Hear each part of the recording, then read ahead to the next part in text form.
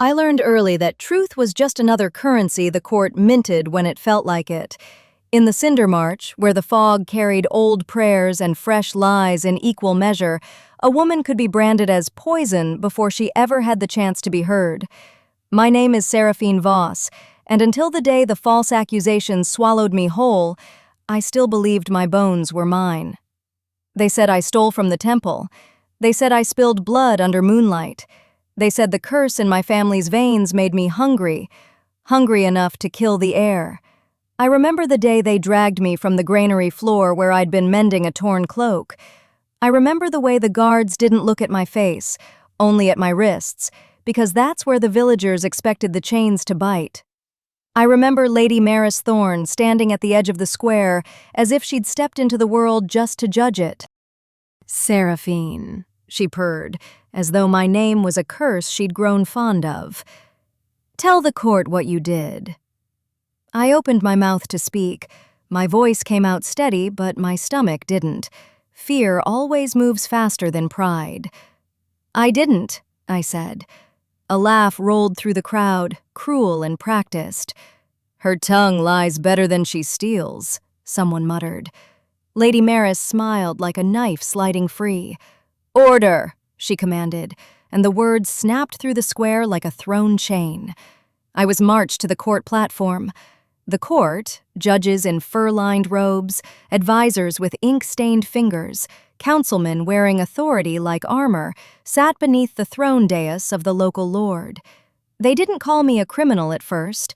They called me an infection, an omen, a contagion the realm needed to cut away.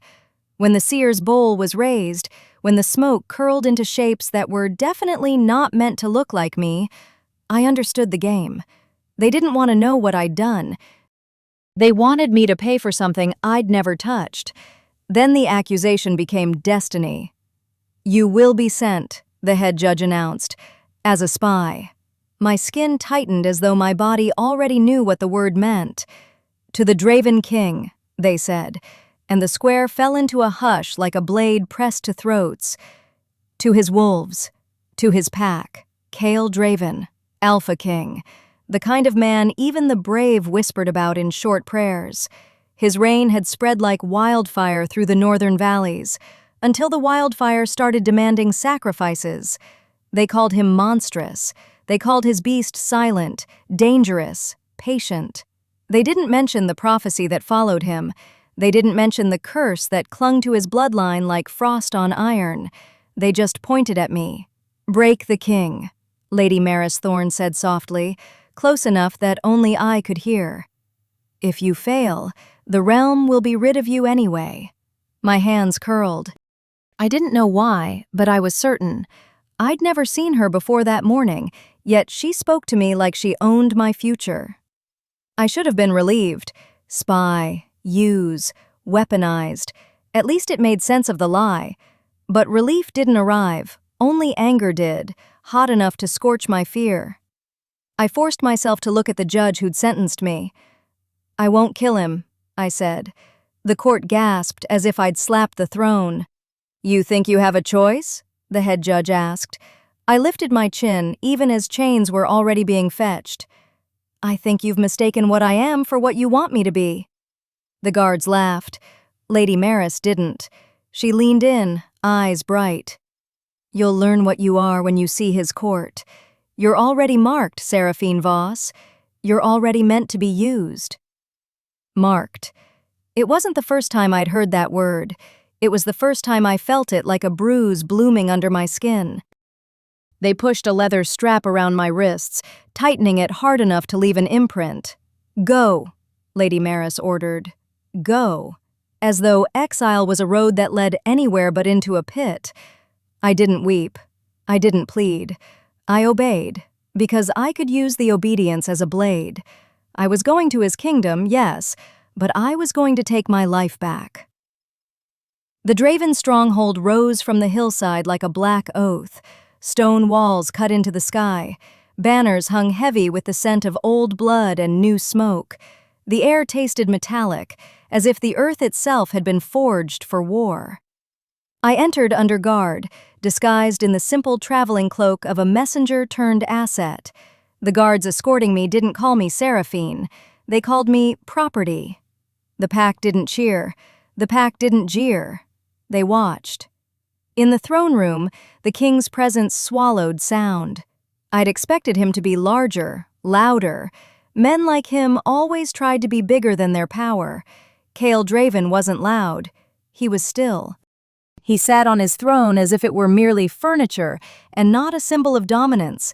His dark hair gleamed like wet feathers. His eyes were the color of storm clouds that never decided to break. And yet the room bent toward him, not through fear alone, but through something deeper. His beast was there. It wasn't visible in fur and teeth. It was visible in the tension of the air, in the way every heartbeat in the chamber seemed to hesitate. When Kael's gaze landed on me, I felt the bruise of prophecy beneath my ribs.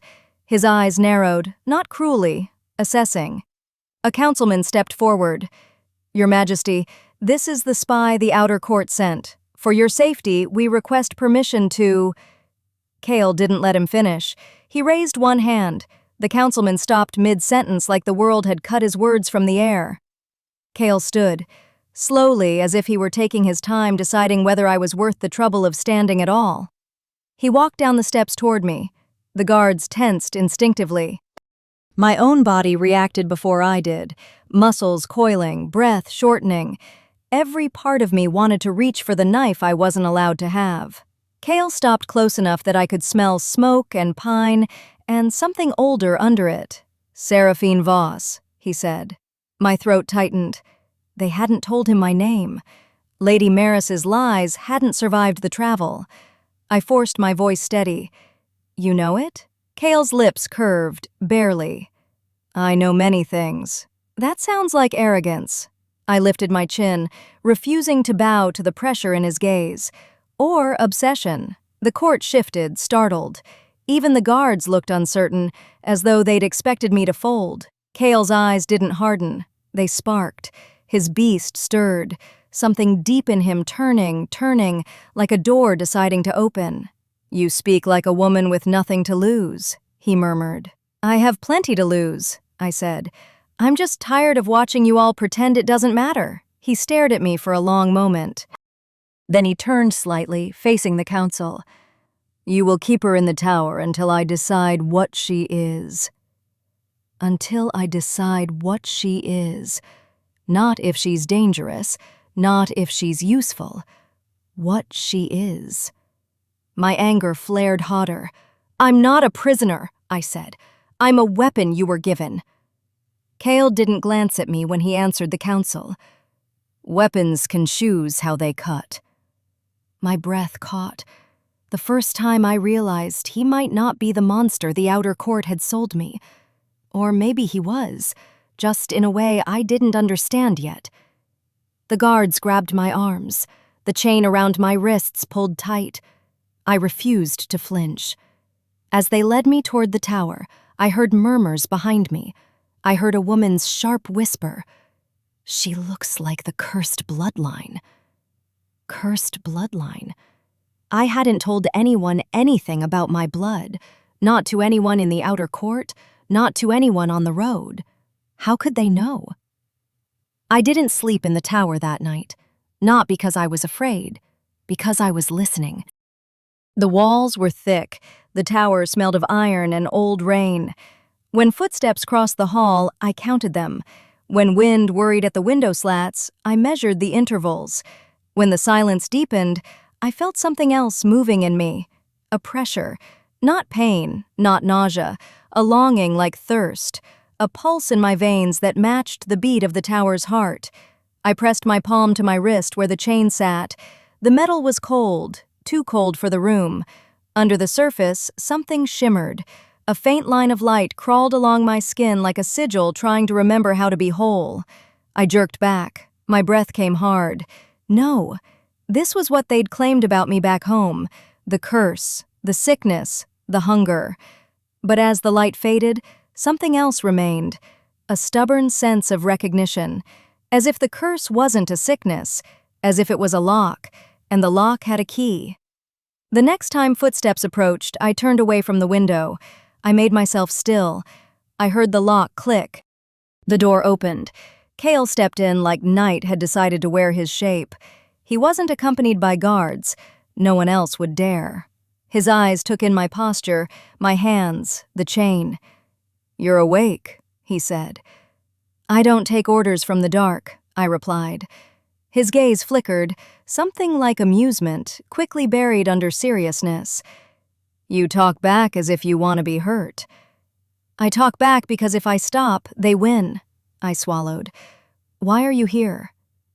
Kael stepped closer. The closer he came, the more the air shifted, like wolves holding their breath. "Because the tower feels wrong with you in it," he said. "That's poetic." "It's true," he corrected. My throat tightened. I should have stepped away, should have demanded answers through anger like armor. Instead, I asked the question that had been clawing at my thoughts since the throne room. "Do you know about the cursed bloodline?" Kael's expression stilled. In the silence, the beast inside him roared without sound. He didn't answer right away. Then he reached toward my wrist. I flinched. "Don't," I warned. His hand paused in the air. He held still, not dominant, not forcing. "I'm not here to take from you," he said quietly. "I'm here to see whether the chain is lying about what it protects." His words landed in my chest like a bruise that wasn't meant to be healed. He studied my wrist, then looked up at me. "When they placed the metal on you, did you feel it? Try to remember you?" I stared at him. "How?" I whispered. "Do you know?" Kael's jaw tightened. "Because the prophecy warned my beast to watch for you." Prophecy. That word always came with knives. "What prophecy?" I demanded.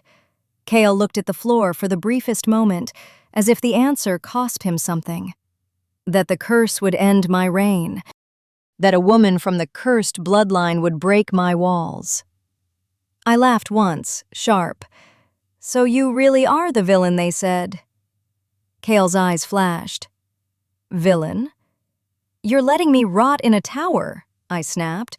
"If you don't like what they do to you, then stop it." "I can't stop what the court believes," Kael said, voice controlled, but the beast behind it threatened to break the shape of his calm. "But I can decide what I do." "Decide?" I spat. "Then decide to remove my chains." Kael didn't move immediately. He stared at my mouth as though considering how much defiance he could bear. Then he stepped closer, placed his fingers around the chain link. The metal hummed. It surged with cold light. I sucked in a breath. Kael withdrew his hand at once. "It's awake," he said. My skin tingled where his fingers had been. "So I'm cursed. Great." I pulled my wrist away. "Congratulations, you found your prophecy." Kael's gaze hardened. "You're not cursed like they tell you. The curse isn't hunger, it's a lock." I swallowed against a sudden ache. "You don't know anything about me." Kael's voice dropped. "I know what my beast wants." My chest tightened at the honesty. He looked at me like I was a wound he'd been carrying without realizing it. Then he said, "In 3 nights, someone will come for you. The court doesn't want you to stay alive long enough to learn your power." I froze. "Why would they?" Kael cut me off gently. "Because you are the breaker." The tower seemed to narrow around me. Breaker? I didn't feel like a breaker. I felt like a woman with bruises and lies. But the light in my veins flickered again, soft, reluctant. Kael's eyes followed the movement. "You felt it too," he murmured. I clenched my hands. "If you're trying to scare me into trusting you, it won't work." Kael's mouth twitched, almost a smile. "I'm not asking for trust." "Then what are you asking for?" His gaze met mine, unwavering. "Agency," he said. "Choose who you are in my kingdom, not what the court labels." The words hit me harder than any accusation, because for the first time, someone with power wasn't offering me mercy, they were offering me choice. I didn't know whether to believe him, but I couldn't deny the truth of his certainty. I forced myself to speak. "If someone comes, I'll fight." Kael's eyes lowered to my wrist. "You'll break more than chains." He stepped back, giving me space like he understood boundaries. Then he turned toward the door. Just before he left, he said one last thing, quiet, raw. "Don't become what they need you to be." The door closed. The tower held its breath. I sat on the floor and pressed my palm to the chain again. This time, the light didn't recoil. It responded. The second day, the tower guard changed. A different man stood outside, his expression too calm, too rehearsed.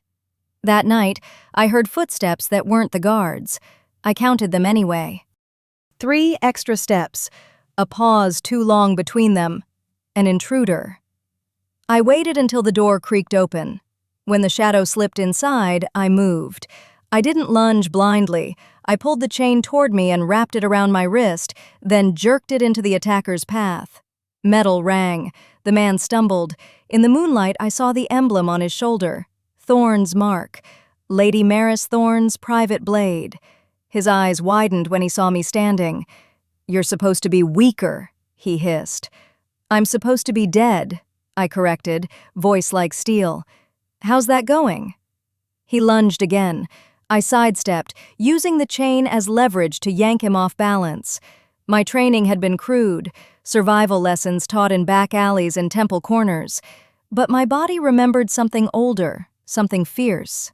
When my fingers brushed the chain link, the cold light bloomed. A shimmer spread along my arm like living ink. The attacker froze. "Cursed," he stammered. I slammed my palm against his chest. Light snapped outward, not gore, not fire.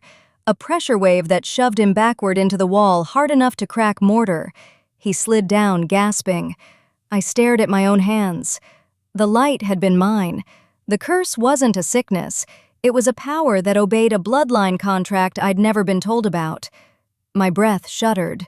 Then I heard the intruder's gasp turn into fear, because he wasn't alone anymore. Kael stepped into the doorway like a shadow made king. The air snapped colder. His presence made the room bow. The attacker's eyes rolled toward him, pleading like a man praying to a god he hated. Kael didn't look at the man first. He looked at me. "Are you hurt?" he asked. The question wasn't command. It wasn't authority. It was concern. My anger faltered, only a fraction. "No," I said, but he tried to change that. Kael's gaze sharpened. "Name." The attacker swallowed. "Maris Thorn sent me." "Lady Maris Thorn, of course." I tasted bile. "She wants me dead." Kael's eyes flashed with something darker than vengeance. "Not dead," he corrected. "Silenced. There's a difference." He stepped closer to the downed man. "What did she tell you?" The attacker's mouth trembled. "That the curse would end you, and that if I cut her, the power would go dormant. Permanently." I sucked in air. Kael's beast rippled through his posture like a storm trapped under skin. "Dormant," he repeated. Then he looked at me again. The concern in his eyes made my anger want to become something else, something soft enough to be dangerous. I didn't let it. "I'm still standing," I said. "Your prophecy can keep trying to scare me." Kael's mouth tightened. "I'm not trying to scare you." He turned to the attacker and said, "Get up." The man flinched. "Your Majesty." Kael's voice cut like chain. "Get up." The attacker scrambled to stand. Kael grabbed him by the collar with one hand. I expected execution. I'd heard the rumors. 3 villages burned for smaller insults, but Kael didn't kill him. He dragged him to the window, held him there where he could see the courtyard below. Then he spoke, not loud, but it carried. "Tell the court that Seraphine lives because she protected herself." The attacker looked between us, confused and terrified. They'll believe what I let them," Kael said. Then he released the man. The attacker stumbled away like a ghost granted a second death. I stared at Kael. "You didn't have to do that," I whispered. Kael's gaze didn't soften. It darkened. "I had to." My throat tightened. Why? Kael's jaw clenched like he was swallowing something raw. Because if they believe you're weak, they'll try again. Then, quieter, and because my walls can't protect you forever. My skin prickled. He wasn't just ordering safety, he was confessing limitation. I hated how much that moved me. From that night, Kael's proximity changed. Not romantic in the obvious way, not tender, but deliberate. He came to the tower more often, carrying news from the pack and the court like knives wrapped in cloth. "You're not the only one targeted," he told me once while I stood at the window, watching moonlight bruise the courtyard stones. "Maris Thorne wants the curse to end my reign because her family thrives on chaos." "And you?" I asked, turning toward him. "Do you thrive on it too?" Kael's eyes held mine. "I thrive on control." "Then why keep me in a tower?" Kael's silence stretched. The beast inside him shifted, restless. Finally, he said, "Because I thought the safest path was to keep you away from the court's weapons." "And you were wrong," I said. "Yes," he admitted, surprising me with the bluntness. My anger rose again, but it had a different edge now. It wasn't only fear. It was resentment at being treated like fragile glass. "I'm not fragile," I said. "I know," Kael replied. I stared at him. "Then stop deciding for me." His eyes darkened. "I'm learning." The words came out like a vow. I didn't soften immediately. I tested him. When a councilman arrived to demand I be gagged for the sake of secrecy, I challenged him in front of the corridor guards. I spoke my name. I spoke my accusation. "Maris Thorne tried to kill me," I announced, "in a room you call protection. If you truly fear danger, you would investigate the one who benefits from my silence." The councilman blanched. Kael watched from the edge of the hall, expression unreadable. For a moment, I thought I'd ruined everything. Then Kael stepped forward. The court recoiled slightly, wolves scenting truth and deciding whether to follow it. "Bring Lady Maris Thorne to me," Kael ordered. The council murmured, uncertain. "Majesty," the councilman began. Kael's voice cut him off. "Now." The words snapped like a chain lock. When Maris Thorne arrived, she wore confidence like perfume. She smiled at Kael first, then at me. "Seraphine," she said sweetly. "Still alive. How inconvenient." I stepped forward, wrists aching where the chains still bit at my skin. "You set a blade to my door." Maris's gaze flicked to the guards. "He was an escort," she said smoothly. "Not an assassin." Kael's eyes narrowed. I swallowed and lifted my chin. "No escort knocks at midnight to cut the cursebreaker." The room stilled. Kael looked at me, slowly, deeply, as if he was seeing me in a new way. Then he looked at Maris. "The cursebreaker," Kael repeated. Maris's smile faltered, only for a breath. "Prophecies are convenient stories told to scare children." Kael didn't blink. "Then answer this story correctly." He gestured. "Do you know what Seraphine's bloodline can do?" Maris lifted her chin. "It can end you." Kael's jaw tightened. My heart hammered. This was the danger, the real one. I wasn't only fighting for my freedom now. I was fighting for my purpose. I stepped between them. "I'm not here to end him," I said. "I'm here because I was stolen from my life and branded as a liar. If anyone wants to end anything, it's your scheme." Maris's eyes sharpened. "You think you're brave." "I think I'm done being bait," I replied. Kael's gaze softened, not fully, but enough to make my breath catch. He held out his hand to me. Not command, invitation. I hesitated. I'd been betrayed too many times by people who pretended care. But I saw something in his eyes that I couldn't name. Restraint. He wasn't trying to claim me. He was giving me space to choose my next move. I took his hand. The moment my fingers met his, the chain on my wrist went still. It stopped humming. The light in my veins steadied, as if my power recognized a deeper lock. Kael drew me closer, just enough that his forehead nearly touched mine. "Don't let her tell you what you're for," he whispered. My voice shook. "And what am I for?" Kael's eyes burned. "For breaking curses. For saving what the court tries to ruin. Then, quieter and more dangerous, and, if you allow it, for breaking me too." My breath stalled. I didn't say yes, not yet, but I didn't pull away. The court response was immediate. They didn't like alliances that weren't ordained. They didn't like a woman they'd tried to silence standing with a king. That night, Kael removed my chain. Not with guards watching, with his own hands. He looked at my wrist as if he'd only now realized the metal had been hurting me. "It was supposed to protect you," he said. I pulled my sleeve down. "It was supposed to keep me manageable." Kael's face tightened. "Then I'll make it honest." He pressed his palm against my wrist, and the faint sigil on my skin warmed. The light crawled, then steadied into a mark that looked almost like a crescent moon.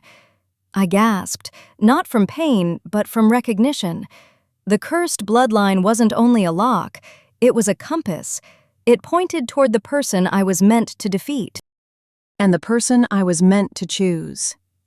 Kael's eyes searched mine. "You feel it."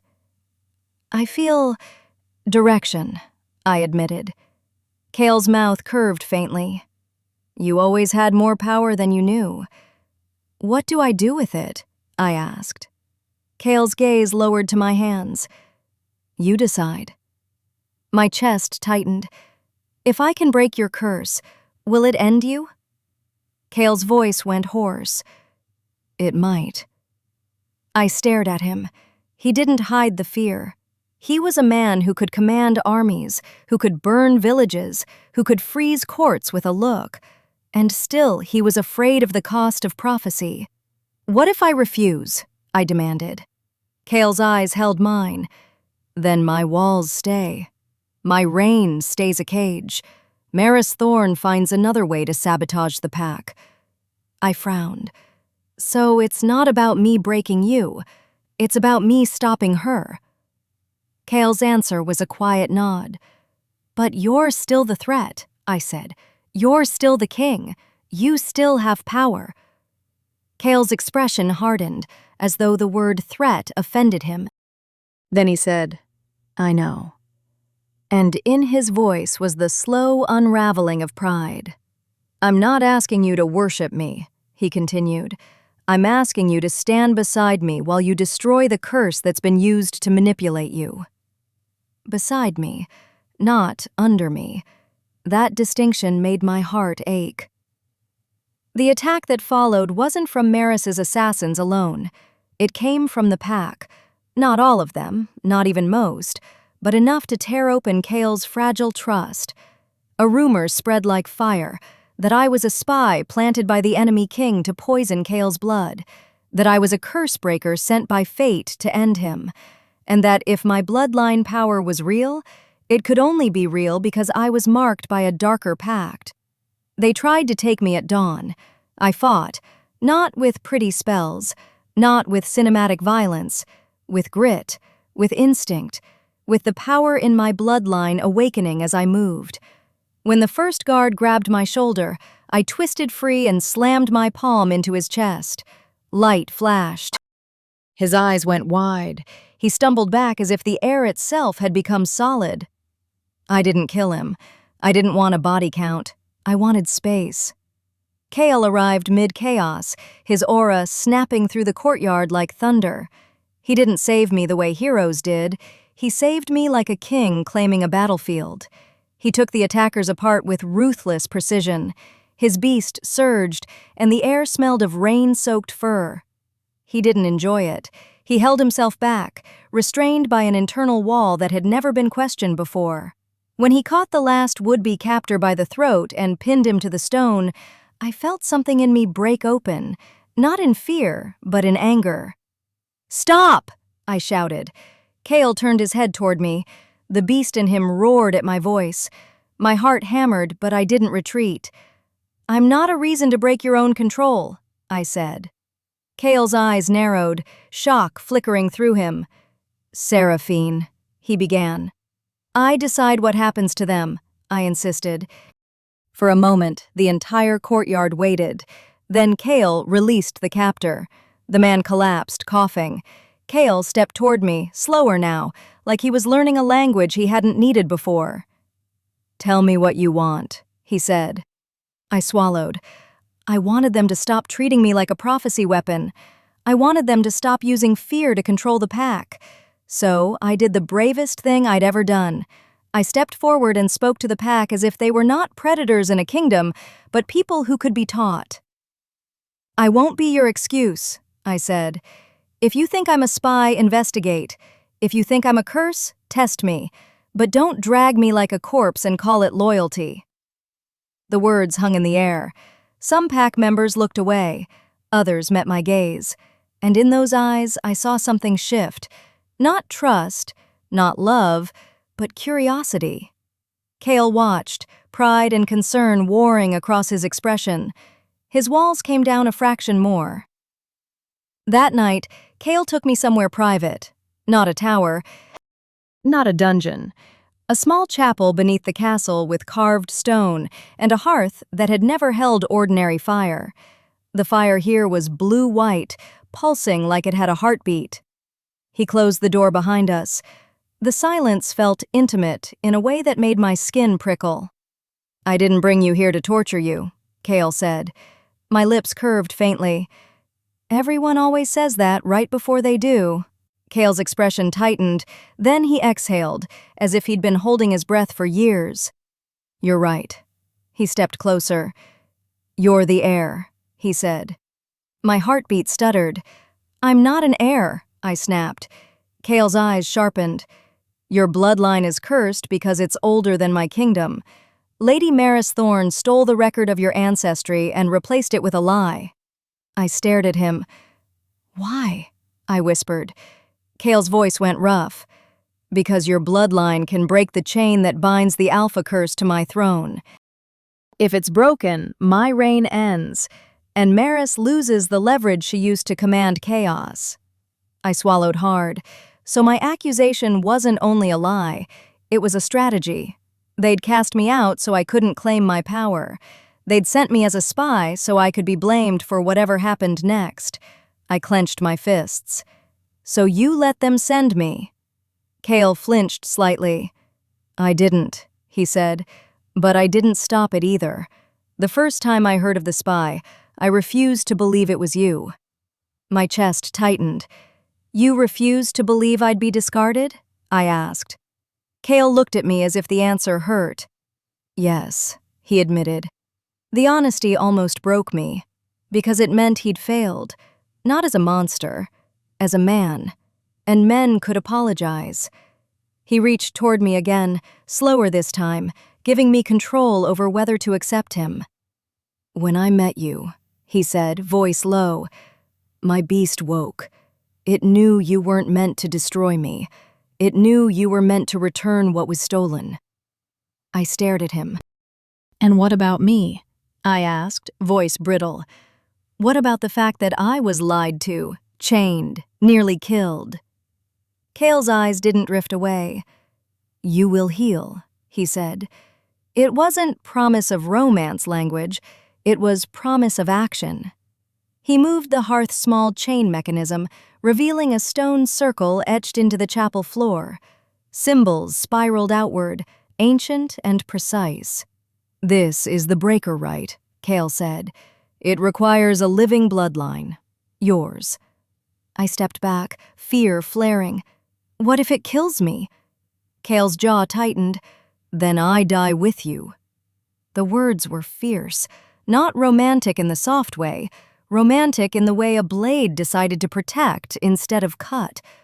I hated how much I wanted to trust that. I hated how much it made the betrayal ache sharper. So I did what I always did when pain got close. I fought the control I couldn't fully trust. "Tell me everything," I demanded. "Start from the prophecy. Start from your curse. Start from why your walls were built in the first place." Kael looked at the stone circle, then at me. "When my beast went silent," he said, "the court blamed prophecy. They said I needed a mate to break the curse, but no one fit. Every woman they sent me felt wrong, like a key made for a different lock." My chest tightened. "Then you met me," I whispered. Kael nodded, and my beast roared. His gaze slid over me, measuring, reverent in a way that didn't ask permission. "It wasn't desire at first," he said. "It was recognition. Then it became desire." I swallowed hard. "Slow burn," I muttered, because sarcasm was easier than trembling. Kael's mouth curved slightly.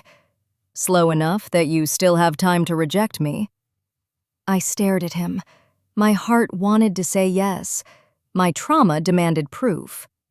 I stepped forward into the stone circle. The symbols warmed under my feet. Kael's hand hovered near my back, close enough to catch me if I fell. But he didn't touch. He let me choose. I placed my palms on the carved runes. Light surged. Pain sliced through my bones, not lethal but relentless. My breath broke. I gritted my teeth, refusing to scream. The power in my bloodline surged outward, seeking an anchor. Kael's breath hitched behind me. "Seraphine," he warned. "I'm fine," I lied. Because I wasn't fine. I was broken in every way the court had accused me of. And the right wasn't fixing me. It was ripping open the lie so my truth could finally breathe. The visions came in flashes. My ancestors chaining themselves to protect the realm, Maris Thorne's family stealing records, Kael's beast bound by a curse that wasn't his fault. And then, me. A woman with crescent marks on her skin. A breaker, not a destroyer, a returner. When the last flash hit, the pain abruptly stopped. The stone circle cooled. The symbols settled into something stable. I staggered, breathing hard. Kael moved instantly, catching me before I could fall. His arms wrapped around my shoulders, firm, grounding. I expected him to kiss me, to claim me, to celebrate. Instead, he rested his forehead against my temple and whispered, "You did it." My eyes burned. I'd been surviving lies for years, and he was witnessing my strength without stealing it. My voice came out thin. "It didn't end my curse." Kael's grip tightened slightly. "No, it broke the lock." "What does that mean?" Kael inhaled slowly. "It means you can choose whether the curse breaks my reign or whether it breaks the court's hold." I stared at him. "So I'm not doomed to kill you?" Kael's eyes softened, and his beast quieted to a low, protective growl. "No," he said. "You're meant to heal the kingdom." My chest tightened. The desire in my body rose like flame, but I kept my voice steady because healing needed agency, not surrender. "Then we don't just stop Maris," I said. "We expose the lie. We burn the betrayal at the roots." Kael's smile was slow, dangerous. "Now you sound like the breaker." The word breaker didn't make me feel like a tool. It made me feel like a woman. The final twist came the next morning. Maris Thorne didn't flee. She didn't beg. She walked into Kael's throne room with her thorn collar gleaming and her smile intact. "I hear the curse has been awakened," she said. Kael sat on his throne, unmoving. The beast in him was quieter now, still dangerous but no longer caged. "So you sent assassins," I said from the side of the room, stepping forward with my own courage fully lit. "And you tried to silence me." Maris's gaze flicked to me like a cat assessing prey. "You were always a weapon," she said, "a bloodline that exists to obey." My anger surged. "No," I snapped. "I obey no one." Kael's eyes met mine. He didn't correct me. He didn't restrain me. He stood behind my agency like a fortress changing shape around the right truth. Maris turned to Kael. "You're weak, Kael. You've let sentiment ruin your caution." Kael's voice went cold. "Sentiment doesn't control me." Maris laughed. "Then prove it. Break the curse. Break the air." I froze. The words hit wrong. Air.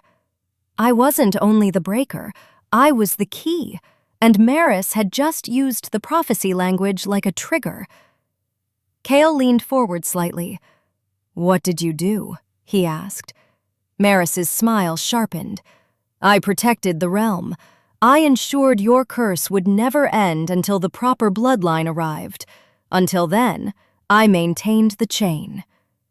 My stomach turned. "You're saying you were protecting it," I said, voice shaking. "From me?" Maris nodded. "From what you might become." Then she looked at Kael again. "The court will applaud when you execute the spy. They'll thank you for saving them." Kael's eyes turned deadly calm. "You won't get what you want," he said. He gestured. Guards stepped forward with chains. "Not for me, for Maris." Maris's smile faltered. "You," she began. Kael stood. His voice dropped. "You didn't just betray me. You betrayed the prophecy. You tried to decide my mate's fate from behind my back." Mate. The word landed between us. I felt my power stir again, responding to the destiny in his tone. Maris's gaze snapped to me. "You think you can choose love? After everything I—" She stopped as the room's air changed. My bloodline mark warmed. Light crawled across my skin. I lifted my hand. The rune on my wrist flared, and the symbols on Kael's throne etched themselves into glowing lines. The court gasped. They didn't recognize the magic as mine. They recognized it as the end of their control. "You said I obeyed," Maris spat, fear finally cracking her voice. "Then obey this." She slammed her fist against the thorn collar tattooed on her neck. The collar pulsed. A dark surge flooded the room. Maris had powers too, hidden under cruelty. Not my bloodline, a stolen version. I staggered, clutching my wrist. Kael's arms came around me from behind, strong, protective. "I've got you," he said. I wanted to hate the relief, but it felt like the truth. I focused on my agency, on choice. I turned my face toward Kael. "This is her curse," I said, "not yours. Let me end it." Kael's voice tightened. "And if it hurts you?" I met his eyes. "Then I hurt, but I don't break." That decision, mine, made the light answer. I pushed my power outward. The air cracked like ice. Maris's dark surge recoiled, as though it had reached a boundary it couldn't cross. Her collar glowed wildly, then snapped into silence. Maris stumbled back, eyes wide. Her power wasn't strong enough to withstand a true bloodline breaker. Her lie wasn't strong enough to hold reality. She collapsed to her knees, breathing hard, staring at me like she'd never believed I'd become something more than a scapegoat. The court stared too, not at Kael's strength, at mine. Kael stepped forward and spoke like in executions, but with control. "Your reign of manipulation ends now," he said. Maris lifted her head, trembling. "You can't—" Kael leaned down, voice quiet and lethal. "I can." Then he turned to me. He didn't ask permission. He asked presence. "Are you still standing?" I inhaled slowly. "Yes," I said. Then, because I needed to be heard, I added, "And the court will too." Kael's beast purred like it had been starving. He reached for my hand. I let him take it. His walls didn't drop all at once. They shifted, stone by stone, until there was room for both my anger and my tenderness. The romantic climax didn't arrive as soft music. It arrived as a vow. After Maris was removed from the throne's reach, after the court's fear shifted into uncertain respect, Kael and I met alone in the chapel again. The blue-white hearth burned steady. The rune circle rested beneath the stone. Kael stood close, but didn't touch me until I turned and looked at him. I studied his face. I saw the exhaustion he never admitted. I saw the beast in his eyes that wanted something it couldn't name. "You said you were afraid," I said. Kael's throat bobbed. "Of dying?" "Of being broken," I corrected. He exhaled, the sound uneven. "I built walls because I believed love would destroy what little control I had left." I lifted my wrist where the crescent mark rested. "And now?" Kael looked at the mark, then back to my face. "Now I think walls were only ever meant to keep out monsters," he said. "And what about you?" I asked. Kael's lips parted. "What about me?" I stepped closer, brave with the power still humming in my blood. "What if I choose you?" I whispered, "and it doesn't erase my anger?" Kael's eyes darkened with something like devotion. "Then we'll learn to live with it," he said. "I won't ask you to swallow your past. I'll help you carry it without it strangling you." My chest tightened. I didn't know if destiny could be gentle, but Kael's tone made it feel possible. I reached up and touched the burn mark at his throat, the wolf's tooth, where his beast's fear lived. Kael's breath caught. The beast roared softly, not in threat, but in acknowledgement. "You're not a cage," I said. Kael's eyes closed briefly. "When you arrived," he whispered, "I thought you were the knife meant to end me, but you turned into the blade that cut the lie instead." I swallowed. "And I thought you were a monster meant to punish me." His eyes opened. "I might have still been one, before you showed me restraint is strength." I laughed once, quiet and raw. "Careful, King. You'll make me trust you." Kael's mouth curved. "Trust is earned." I held his gaze. "Then start earning." He stepped closer until our foreheads touched. "No more towers," he promised. "No more chains for safety. No more decisions made in secret. If you want to walk away, you will. If you want to stay, I will make room." My eyes burned. I wanted to say I was ready for forever, but I was still healing. So I said the truest thing. "I want you," I admitted, "and I want to choose you every day, even when the court lies again." Kael's beast softened. His hands moved, finally, around my waist, holding me like I was something sacred he didn't deserve, but would protect anyway. He kissed me once, slow and deliberate, as if he was asking my spirit for consent the way he asked my heart. Then he pulled back just enough to speak against my lips. "Mine," he whispered, "not to claim, to vow." And when the hearth crackled, when the curse's lock rested quiet as a sleeping thing, I realized something that made my breath steady. The prophecy had never been about destroying Kael. It had been about breaking the curse that allowed cruelty to wear authority. I had been cast out because the world needed a scapegoat. Kael had been guarded because the world needed a monster. Together, we were both wrong. I wasn't a spy anymore, and he wasn't only a king. He was a man learning to lower his walls to let love in. I was a woman learning that power didn't have to come with silence. When dawn rose over the fortress, the pack didn't chant for war. They watched their king step down from the throne's height to stand beside his mate. Not behind, not above, beside.